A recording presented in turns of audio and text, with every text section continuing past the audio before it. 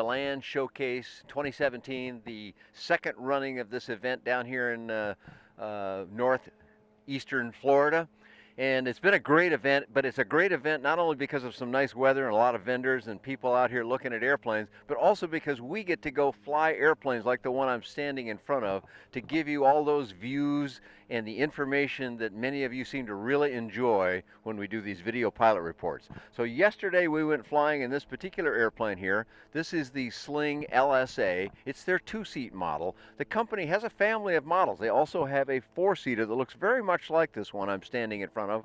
Both a couple of very nice airplanes from a company in South Africa called the Airplane Factory, with the in front of it. So therefore, to make that a little shorter, some people just say TAF, and others just refer to it as Sling. So Sling is the name of the airplane. This is the Sling LSA, and this particular one has the Rotax IS engine in it.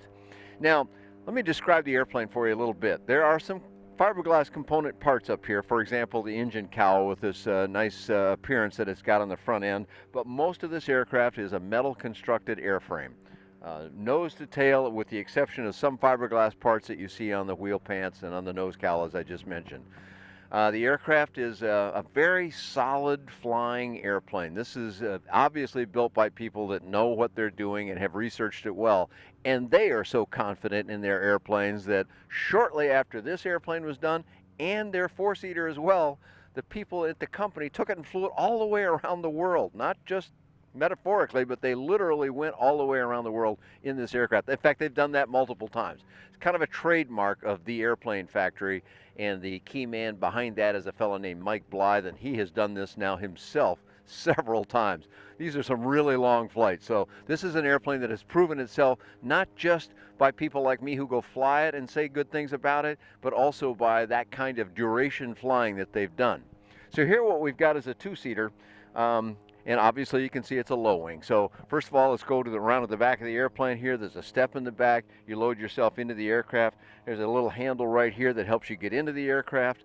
And then once you're seated inside, it's a comfortable cockpit, nice and wide cockpit, and you can fly this airplane, by the way. This is something I didn't know until we flew it yesterday, but this is a sliding canopy you see here, and that can be flown open if you want. You have to restrict the speed, of course, as you might expect. And if you go too fast, the canopy will kind of try and close on you. It gets drawn forward by the airflow.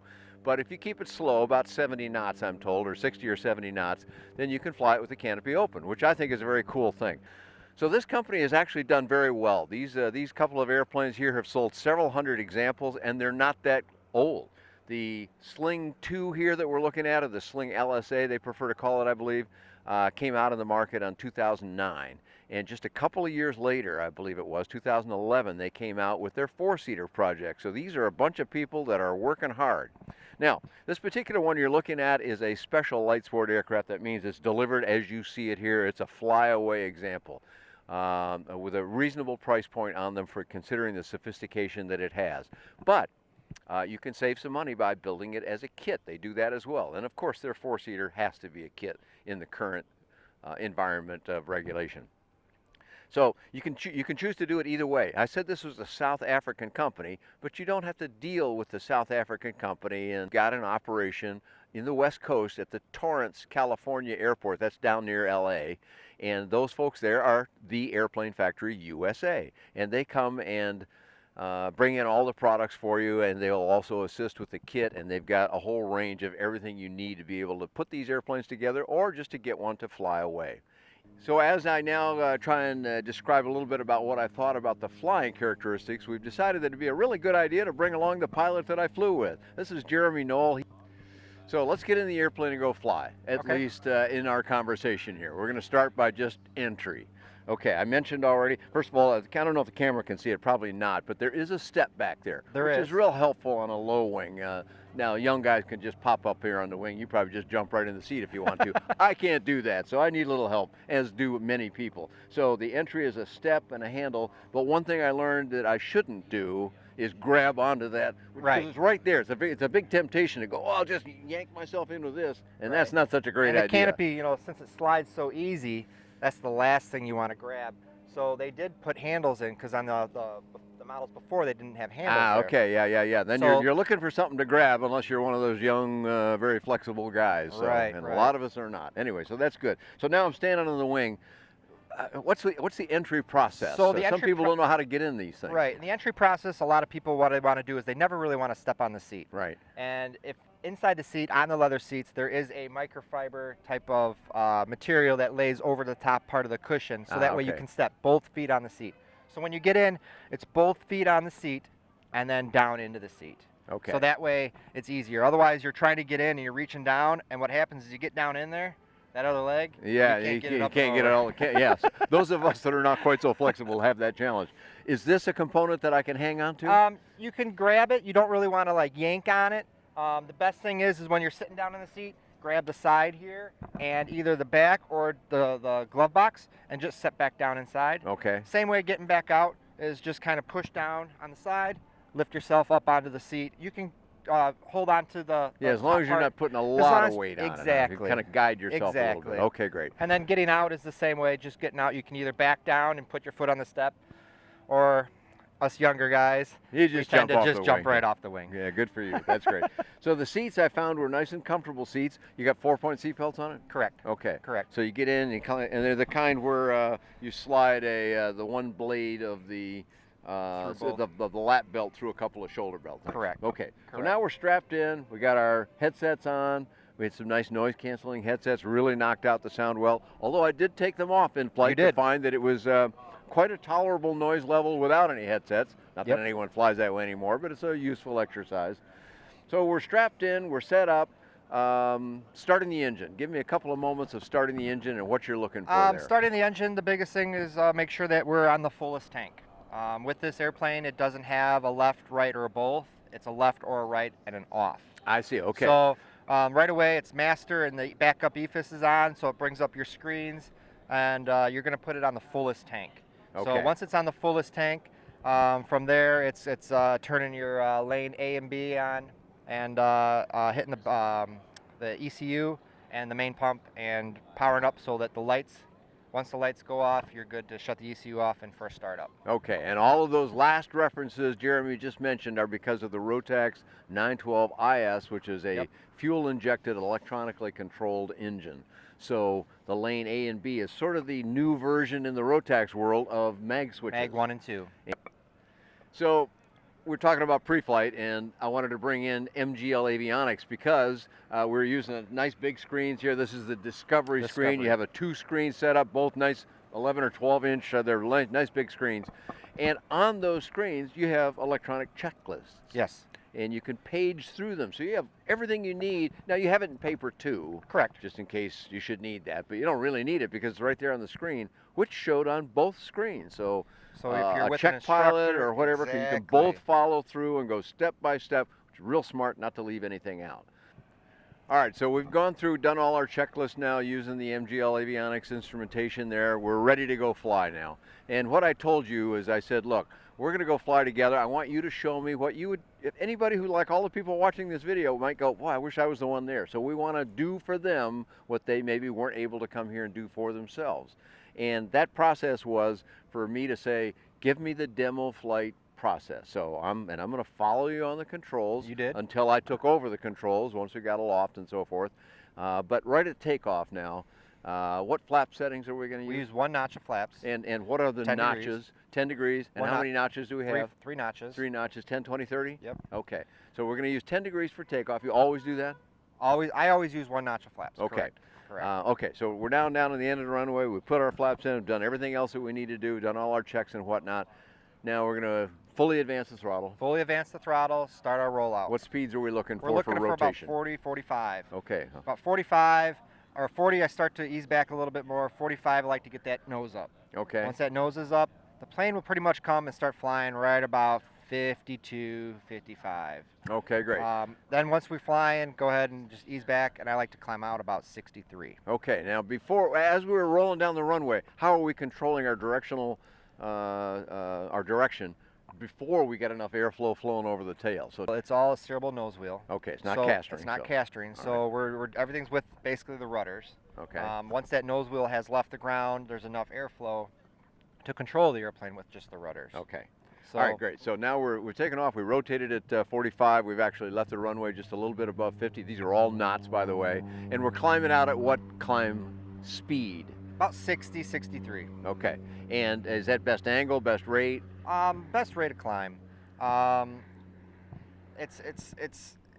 I like that, and I tell people that number for a reason. It won't get you in trouble. They will Okay. change. All right, so we've gone up now. We're flying along. We've left the area. We've gone out to the northwest here where there's a lot of room and there's no conflicts with anybody else.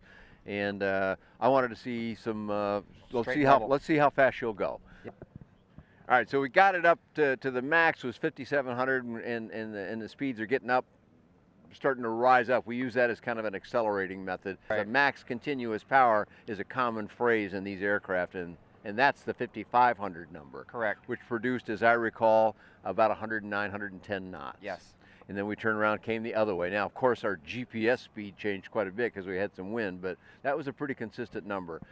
But remember, we're only at 2,500 feet off the ground, so if you go up to, 6,000 or 7,000 as you flew down here when you could go that high, you're going to get a higher number. Higher number. And your true airspeed is going to be pretty close to the limit of LSA then. Correct. Okay, so then I said, okay, now let's slow down a little bit, Jeremy, and tell me the process that you use to get us down into a slower speed, and then we'll talk about some numbers. So I idled back to about 3,500 RPM.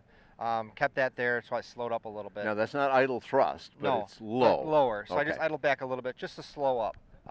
And then once we slowed up and we got it into the white arc, which starts at 85 knots, we added the 1 notch of flaps. Okay.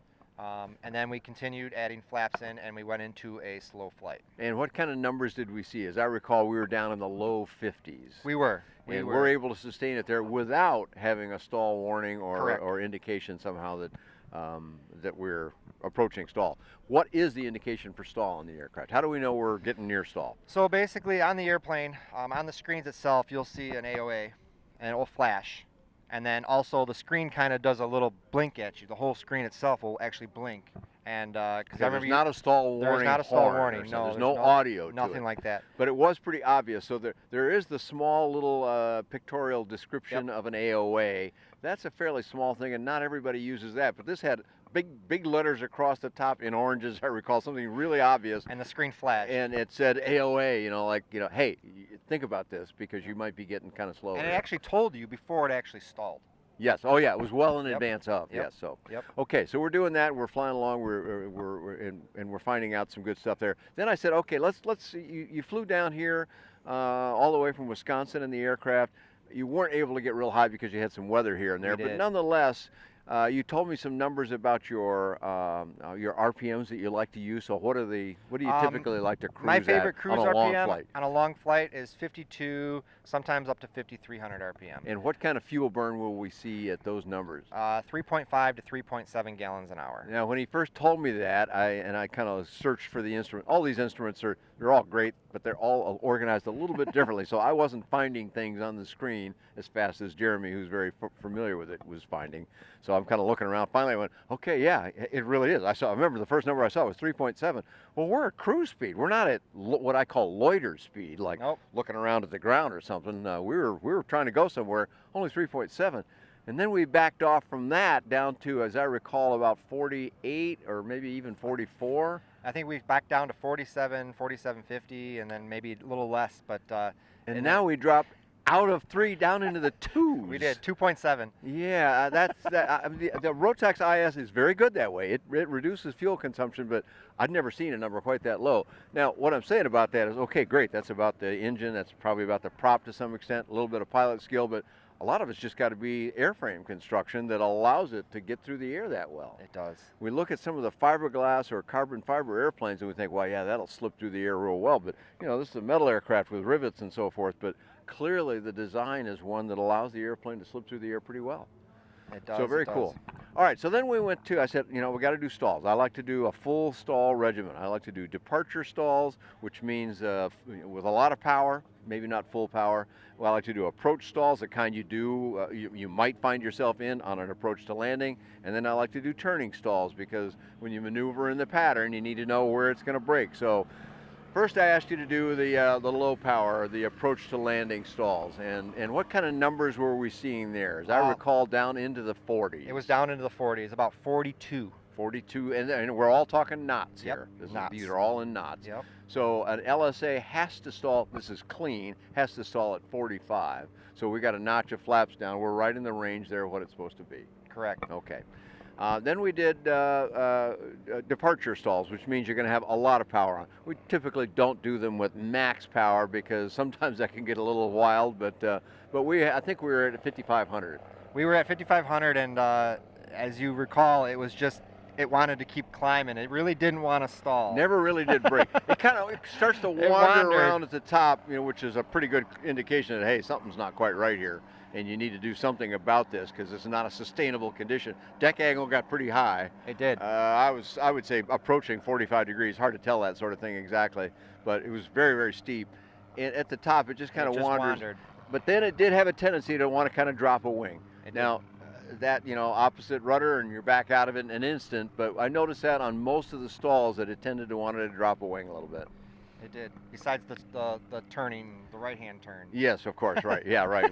You get all that P factor going on that tends to yaw you one way or the other. Okay, so then I asked for the controls of the airplane, and actually we did a couple other things first, but eventually I got the controls of the airplane, and I did my own accelerated stalls. This is a stall in a 30-degree bank, typically is how you do that, and pull the stick until you got it full aft, stick far back as it could go.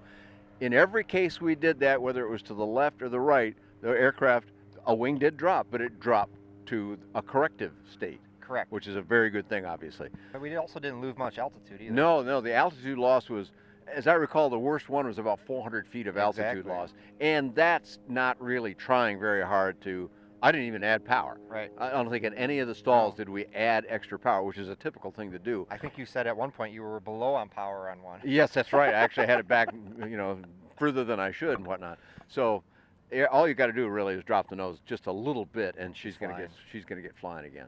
All right, so now we've done the full stall regimen. Before we go back to the airport and see how she lands, I wanted to do a couple of my handling exercises that I like, one of which is this Dutch roll that I'm big on doing.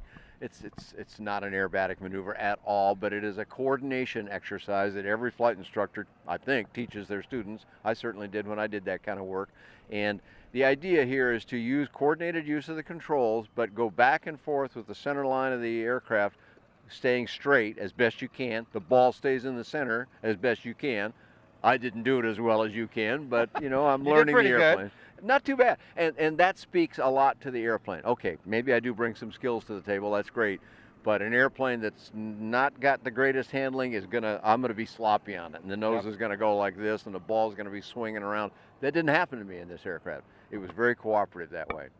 So, and then I do turns over a road, and I also like to do steep turns. Those are at 45-degree bank, and what that tells me when I do those kinds of things, and you observed it, is that when you're in a steep bank, 45 degrees is a pretty steep bank, and you want to go around 2 full times. Now, if it was a quiet day, which it wasn't with the wind, sometimes you fly right into your own wake. That means you did it really well.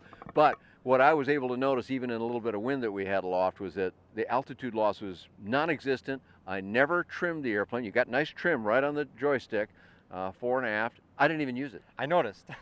And because the stick pressures are light. Didn't really talk too much about stick pressures, but I would call the airplane light in control and very responsive, which some people go, oh, wait a minute, that means it's going to be twitchy or squirrely or whatever word they choose to use, meaning like, oh, got away from me. I didn't find that. It was the motion with the stick was quick, it was light, but it never kind of wanted to run away from me, which is a real good characteristic. So give me the speed numbers when you add your so we're on downwind, we're at 80 knots.